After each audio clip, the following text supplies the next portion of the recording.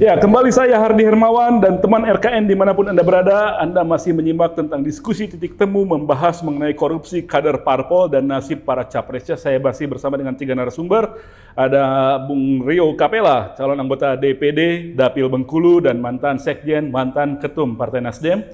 Ada Mas Dadang Widoyoko, Sekretaris Jenderal Transparansi Internasional Indonesia, pegiat anti korupsi, dulunya aktif di ICW. Dan ada Dr. Emrus Sihombing, pengamat politik Universitas Pelita Harapan. Terakhir tadi Bang Emrus mengatakan bahwa Pak Surya Paloh ini akan lebih bijak, akan lebih dingin mungkin tidak lagi bereaksi spontan menyatakan terlalu mahal. Kenapa saya mengatakan tidak ada keledai jatuh di lubang yang sama? Oh, itu kemarin seperti keledai? Ya, analoginya. Artinya kemarin kan dia mengatakan itu terlalu mahal untuk diborgol. Apakah itu masih diucapkan sampai 2 menteri? Kemungkinan ada mantan menteri lagi nanti kan? Saya kira lebih banyak. Tapi kan itu artinya sayang sama kader. Sekarang begini, apakah sayang ke kader atau sayang ke rakyat? Kalau sayang ke kader ya lebih baik itu partai dibubarkan lah. Kan udah janji, apalagi nanti kan pernah Surya Paloh mengatakan loh, kalau kader kami nanti ada yang korupsi, kita bubarkan ini partai. Tinggal menunggu kita ini nanti. Kalau mempunyai konfirmasi dulu Bang. Konfirmasi dulu katanya bubarkan. Terus Pak Suryanya kira-kira akan gimana? Katanya tadi bakal bijak sekarang ini. Memangnya yang bikin partai itu Surya Paloh? Bukan dong. Kalau dia yang bukan bikin untuk membubarin apa kewenangan itu bubarkan partai. Dia dulu mendirikan Ormas Nasdem. Oh, iya. Lalu kemudian mengumpulkan banyak tokoh, lalu transformasi. Ormasnya masih ada nggak sih, Bang? Ormas ada. Masih ada juga ya? Iya, kan dulu dia ketua Ormas, saya ketua umum partai. Nah, iya. Bagaimana dia cara membubarin partai itu? Kan nggak bisa Surya Paloh berdiri di lapangan. Hari ini saya katakan partai bubar, kan nggak bisa. Jadi Surya Paloh itu nggak punya kekuatan dan nggak punya kewenangan hukum untuk membubarkan sebuah partai politik. Yang bisa membubarkan partai politik itu Mahkamah Konstitusi. Kongresnya apa? Mahkamah Konstitusi kalau secara nasional. Kalau internal? Ya kalau internal ya rapat sama-sama kita nyatakan bubaran hari ini. Jadi kalau menurut saya apa yang disampaikan Surya Paloh dengan mengatakan bahwa membubarkan partai ini itu sebuah hal yang konyol dan dia sendiri tidak memahami itu. Cuma retorika yang dia sendiri nggak paham. Dia nggak paham. Bahwa itu mungkin lebih daripada ungkapan politik aja. Dia kan keseriusan dia dalam berkomitmen terhadap soal pemberantasan korupsi. Tapi tadi menarik yang Bang Emrus ngomong bahwa satu keledai itu tidak akan jatuh pada lubang yang sama. Iya, tidak lubang yang sama, tapi lubang yang lain. Itu mungkin. Jangankan keledai, orang aja sering kayak gitu. Lubangnya berbeda. Jadi nggak sama. Apalagi kalau lubangnya pindah-pindah tempat, kan repot lagi. Jadi menurut saya tetap itu bisa jadi jatuh pada berikutnya. Nah, persoalannya adalah kenapa itu bisa terjadi? Harusnya saya karena pernah jadi ketua umum, yang mendirikan partai itu siang dan malam selama 3 tahun ya. Saya pasti sedih Pak ya, partai itu. Kader-kader utama yang dulu bukan kader. Jadi pelatih itu datang karena kita undang dia untuk jadi caleg, termasuk si Yasin Limpo juga caleg dan juga Kak Tosi juga pada saatnya caleg. Jadi kemudian jadi menteri dan kemudian terjadilah tindak pidana korupsi itu. Jadi beda ya, tindak pidana korupsi itu ada kerugian negara, ratusan miliar, triliunan dan sebagainya. Dan negara rugi. Harusnya proyek ini tadi BTS nggak selesai, dinikmati. Kerugian negara. Memperkaya diri sendiri atau orang lain, melawan hukum. Kalau memperkaya orang lain, taruhlah itu mesti debatable. Kalau cuma 10 juta buat Bang Emrus ya nggak memperkaya teman-teman, sedikit banget. Jadi maksudnya gini, harusnya rakyat bisa menikmati, jadi tertunda menikmati hasil permohonan itu. Beda bisa ada gratifikasi Pak. Gratifikasi itu ada pasal 12, ada pasal 11. Pasal 12 itu gratifikasi itu pegawai negeri atau orang digaji BUMN, bergaji APBN, kemudian dengan jabatannya menjanjikan sesuatu, menerima sesuatu untuk melakukan sesuatu atau tidak melakukan sesuatu. Dia harus unsurnya harus terpenuhi, baru kena. Pasal 11, ini seperti kita tahu nih, apa yang dimaksud dengan korupsi dan gratifikasi. Pasal 11 Undang-Undang KPK itu mengatakan penyelenggara negara yang dibayar oleh APBN, ya kan, kemudian dengan kewenangannya, kemudian menerima sesuatu yang menurut pikiran si pembeli ada kaitannya dengan kewenangannya. Jadi pikiran orang ya. Pasal 11 itu adalah pasal karet. Itu siapa aja kena. Coba aja baca itu. Kalau misalnya saya nih, Anda terkena karena itu. Di pasal 11 itu, Oke. dia berpikir seperti saya nggak makan uangnya, saya nggak ambil uangnya, dia bawa uang dari EPI itu ada apa? Nggak ada, cuma buat breakfast, buat sarapan, buat kenal aja. Saya kan nggak kenal sama EPI-nya. Ini masyarakat tahu perbedaannya ya. Nah kemudian dia mau bayar uang sekolah anaknya. Di mana di Gonzaga? Ya pakai aja uang yang kau bawa itu. Jadi kalau misalnya Anda pada posisi saya, pasti akan mengalami hal yang sama. Oke. Dia udah pakai aja gitu, bayar uang sekolah anak. Tapi Anda pun kena dengan begitu. Saya kena, karena dianggap sudah menguasai uang itu, nyuruh dia pakai. Lah saya ini nggak ngapa-ngapain, dituduh untuk menghentikan penyidikan proses penyidikan di Gatot. Gatot sudah nggak di sini, itu kena saya bulan Maret. Gatot Sumatera Utara? Iya, bulan Maret teman-teman saya.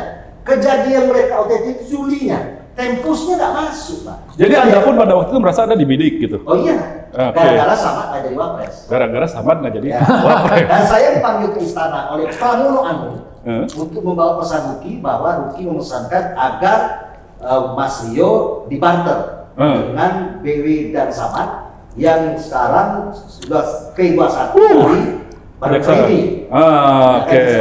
Ya.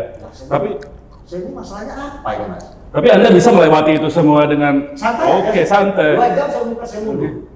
Sebelum itu saya diperiksa sekali dan saksi DOC saya tanya sama Rizka Anungata yang hari ini dulu keluar dari polisi, sudah itu masuk polisi lagi. Iya. Sama dengan novel itu namanya tidak satu kata dan perbuatan. Kalau mundur dari polisi mundur aja.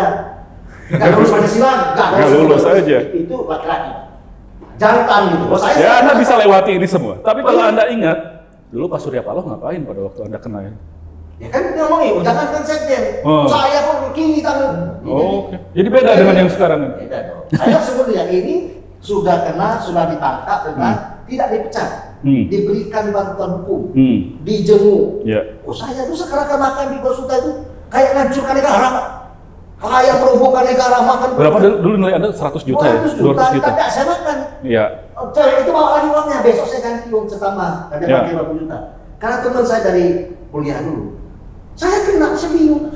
Dan semua sekarang kan wah ini betul-betul ini nyinggir saya. Kalau saya pun ngomong apapun pada waktu itu pasti dianggap tidak benar, salah. Ya posisi Anda pada waktu itu merugikan Bapak. Pasti tidak salah. Saya ngomongin kalau apa kaya. Tapi saya tanya hari ini saya lawan tuh. Saya ngomong di TV di mana-mana. Kalau memang omongan saya mau dibarter, ngomong Ruki, barter aja KPK-nya. Saya tunggu di Anda. Ya. Kalau ini saya ngomong di mana-mana. Ada barter, lalu ada soal pencalonan ketua KPK saat itu menjadi wapres. Ya. Oke. Yang pertama kali mencuatkan sama itu adalah saya dan Pak Surya Paloh, Pak Jokowi. Kegiatan. Pak Jokowi nanya, ada nama selain DK? Ada. Siapa? Samad. Itulah kemudian turun dari situ. Ada syaratnya nggak? Nggak ada syarat. Itulah Nasdem mendukung tanpa syarat. Itu cerita soal tanpa syarat itu. Berkembanglah itu soal diaturlah pertemuan di Bandara Jogja, seakan-akan tidak sengaja Jokowi ketemu. Kita mulai reaksi publik. Kan itu nih. Pada titik terakhir kita putuskan bahwa yang kita pilih adalah JK. Pertama JK pernah jadi Ketua Golkar, kemudian pernah jadi Wapres, bisa mendampingi Jokowi yang baru 2 tahun jadi dulu. Jadi biarpun ceritanya berbeda, memang ada kaitan ya korupsi kader parpol, kasus kader parpol terhadap nasib capres itu ada kaitannya. Oh yang saya setelah meskipun ya. Kita dampaknya nih. Ya. Dari itu. Tapi kan membuktikan bahwa memang instrumen hukum akhirnya. Iya, nah, itu jaksa saya namanya Yudi. Cek aja tuh di detik segala macam tekan. Apa dia dituduh bahwa ada mainan saya kan hukuman saya rendah. Yang jelas saya pimpinan KPK. Saya bilang lucu nih. Saya baca apa kata Yudi ya. Dulu tidak ada satupun jaksa yang berani megang perkara Rio Capella. Cek ini dulu. Karena perkara Rio Capella ini lebih ketat politik daripada hukumnya. Iya, mana cuma 200 juta. 200 juta kita nggak makan. Tapi ada saya batasnya dikit aja. Senyum. Dan hari itu saya maju saya lawan. Tapi kalau Anda bayangkan kira-kira Surya Paloh sekarang akan seperti apa melihat pengalaman Anda dulu dan yang sudah terjadi sekarang? Nah, kalau sekarang ini kan triliunan udah jadi menteri ya, bukti-bukti. Kalau saya itu kan bukan OTT Pak. Nggak ada apa-apanya. Oke. Jadi malah dipolitisir itu untuk mengangkat nama Nasdem. Nasdem ini betul-betul bersih dulu. Sekjennya ada di bawah. Giliran si Menkominfo terlalu mewah. Terlalu mahal di Borgol. Tidak dipecat, tetap dicalekkan. Begila maksudnya. Bagaimana orang yang di dalam penjara dicalekkan oleh Partai Nasdem? Oke. Ini masalah langsung pakai Coba Mas Danang supaya ditanggapi. Karena KPK juga katanya ada celah di situ, ada problem di situ. Penegakan hukum tadi juga Anda sudah katakan bahwa itu politik yang lebih mempengaruhi. Jadi akan bagaimana ini muka hukum kita dan profil pemberantasan korupsi kita ke depan seiring dengan adanya kontestasi pilpres ini? Ya, memang dari sisi yang paling ideal harusnya itu hukum bersifat objektif gitu kan. Tetapi kan kemudian dalam prakteknya memang tidak semudah itu. Dalam beberapa hal itu sudah bisa direalisasi, misalnya waktu itu dengan KPK yang relatif independen gitu. Tetapi makin ke sini sebenarnya satu kritik terhadap pemerintahan Jokowi ini kan adalah dia mendowngrade penegakan hukum kita menjadi kepanjangan tangan politik dan kepanjangan instrumen politik dia gitu. Bukan cuma revisi undang-undang KPK, tetapi juga yang menarik ini kan, ini sebenarnya sejarah baru loh. Dalam sejarah, Jaksa Agung menetapkan tersangka itu zaman Jaksa Agung Suprapto, zaman Soekarno dulu. Ya biasanya dari polisi. Rekor kedua, terima, ya? enggak ada. Level menteri ditetapkan tersangka itu biasanya oleh KPK, lembaga yang independen. Iya. Kalau dalam korupsi. Nah, ini ada sejarah baru. Kejaksaan Agung ini menetapkan tersangka menteri itu sesama pembantu presiden pembantu presiden gitu. Ini menurut saya bisa jadi kalau objektif luar biasa nih. Tapi ini kan betapa kemudian itu bagus atau enggak menurut Anda? Nah, ini Kejaksaan Agung yang dari dulu menjadi alat kekuasaan itu tidak pernah dipakai untuk level menteri, level pembantu presiden gitu kan. Biasanya yang menangani lembaga independen, relatif independen seperti KPK gitu kan. Nah, baru pada masa Jokowi dipakai untuk nangkepin menteri gitu kan. Walaupun sekarang KPK juga dipakai lagi. Ininya. Nah, ini artinya kan memang ada pertanyaan soal independensi sebetulnya lembaga penegak hukum. Seperti tadi Bang Rio bilang tadi itu kan bahwa ya sebagian menterinya itu mungkin bisa kena. Tetapi biasanya dalam beberapa tahun dulu itu biasanya kalau menjelang pemilu itu penegakan hukum itu dihentikan dulu. Ditunggu setelah pemilunya selesai. Pernyataan terakhir dari Menko Polhukam Mahfud kan juga menyatakan seperti itu. Ada penundaan kasus hukum sampai pilpres gitu. Harusnya kan seperti itu. Lagi-lagi pula ada beberapa presiden yang membuat praktek itu ini gitu, terutama di kasus Ahok ya. Kasus Ahok menjelang pilkada dipercepat proses hukumnya. Harusnya itu sebelumnya tidak boleh, ditunggu dulu sampai proses politiknya selesai, baru hukumnya dijalankan. Supaya lebih objektif dan nggak ada tekanan. Nah, pemerintah sekarang ini enggak, justru dipercepat semua. Ini yang kemudian membuat kredibilitas sebetulnya penegak hukum dipertanyakan. Tahan dulu, kita masih punya satu segmen terakhir untuk penyampaian bagaimana kata akhir dari para narasumber tentang korupsi kader partai politik dan nasib capresnya. Kami akan segera kembali.